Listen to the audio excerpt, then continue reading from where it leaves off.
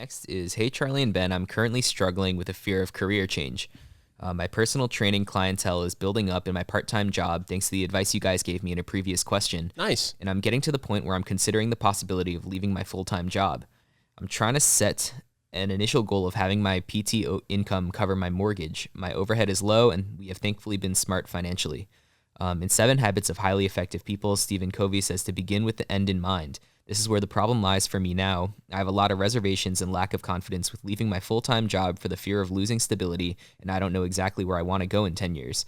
I'm not sure if I want to be a gym owner, online content creator, or something else. How do I create a more concrete vision for myself so I know where I'm headed? And any other advice would be appreciated as well. For context, I'm a 27-year-old married father to a toddler and have not had any entrepreneur experience aside from PT.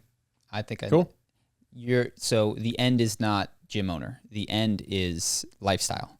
The means is what your business is. So the end in mind means me and my grown-up toddler and my wife live in 3 different locations, and we move every 4 months between 3 houses that represent eternal summer, and we never experience temperatures lower than 50 degrees. Or it could be I'm around every day. I'm around every day. I don't have to miss out on 8 hours of seeing my baby grow up. I'm around. It doesn't have 5, to be globetrotting. That was one of mine. Like 5 days a week, I am available all day to be with my kid or kids. Or just I do something that I enjoy. If your full-time job is not fun, the North Star can literally just be like, I don't accept misery in exchange for money. And within like, what am I going to do? It's like, and I love my job. And that doesn't mean every moment, but I have a job that I find fulfilling and less stressful than X, where X is a previous job that you've had. But that said, I mean, you have a kid, you have a mortgage. I think it makes total sense to wait until your side business makes a certain amount of money before you go full time on it. Mm-hmm. Like, I think that's a great strategy. Set a number that is going to make you feel comfortable.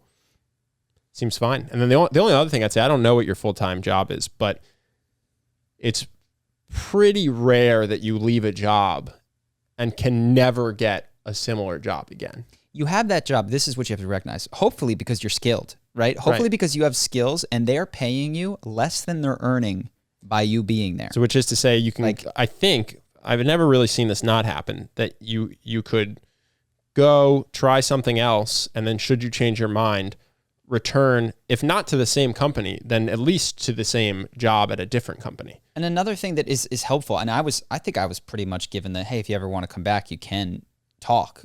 Not me. I was told, hey, if you leave, you're never coming back. Yeah. Well, I had and have a good relationship, and me too. They still reach out to me every now and then. Depending on your relationship with your, I would say like the owner or a couple levels above you, or even just your direct boss, somebody with some authority.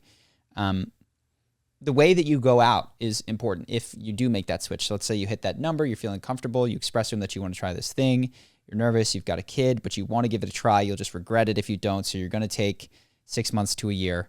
And this is the difference. You don't ask, can I come back? But you say, and by the way, while I'm doing this, if you guys need help transitioning to another person, or you have questions, or you have any of this, like, definitely contact me. I don't want to leave you guys short-staffed, or like, you guys have been great. And that tends to activate the reciprocation thing, which is like, oh yeah, and like, look, no matter what happens, if you're looking for a place, just contact me. Like, you're an awesome worker, and I'd love to put in a reference or find a spot for you. Like, well, and I guess what I'm saying, so like where I was doing private equity is called Hellmann and Freeman. It's, in my opinion, the best private equity firm in the world. And you don't just get to leave and play around for a couple of years and then come back to that firm.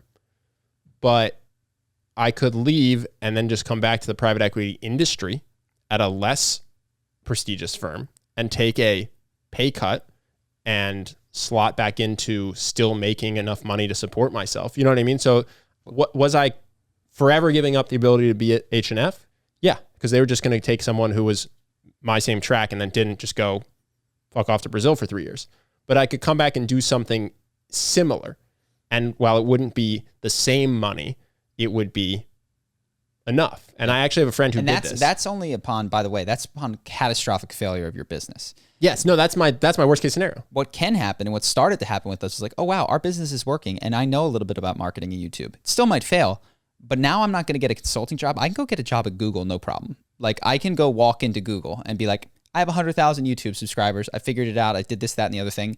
And all of a sudden I went from a guy who couldn't have worked at Google to a guy who can. Mm-hmm. No, and but if this business ever failed, I can get a job at just about any tech company that needs a marketing department or I'm just saying, let's say you go try to be a physical personal trainer. It doesn't work out. You don't learn any marketing stuff. You don't become a better business person. Like you're absolute saying, worst you're saying we acquired skills, which we did. But I'm which saying you will likely do even in the event of a possible failure. Yes. Like you might even become more marketable while failing in this business. Sure, that's just not the worst case scenario. Sure. I'm saying even I don't know anyone who tried to start a business and now can't get hired anywhere because they took a shot. So I think there's this permanence that we associate with leaving a job. Like we'll never get hired by anyone again because we do this. And that's just not been my experience. Too. Yeah. It's the same sort of like, oh my God, I found the one at age 25. And yeah. Well, and to be fair, most people I know got back with their exact same ex. Yeah. So in this metaphor, it'd be going back to the exact same job. And a lot of fish out there. Yeah. So that's, I guess I would just say, I think you're doing it well. And I also think that assuming you leave on good terms and have a skill set that is valuable, someone somewhere will just give you the same job because you're worth it. Yeah. It's good to have you in this position. So taking this all together, write your North Star, which looks like how you spend your days, like feelings are a big part of this. I love my job. I'm around my kids all the time. My wife and I have a great relationship and we get to take vacations as often as we please or twice a year, whatever. And then from that, you're looking at, then you're like, okay, what do I do? Well, then that will allow for certain types of jobs and disallow other ones that might have, am I going to be a full-time personal trainer? No, I can't be home during the day. And that was one of my things. So it will allow for certain options and you can then add other filters to try to see which ones you start experimenting with. Yeah, check out Tim Ferriss. He has either an article or a video on practical pessimism. And it's very helpful in just highlighting that a lot of times people will give up pursuing a positive 10 out of 10 to avoid a negative 2 out of 10 potential downside.